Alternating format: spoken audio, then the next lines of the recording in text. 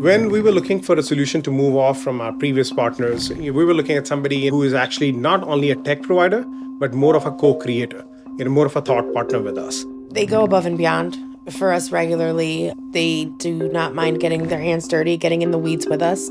And I think that's what's most important.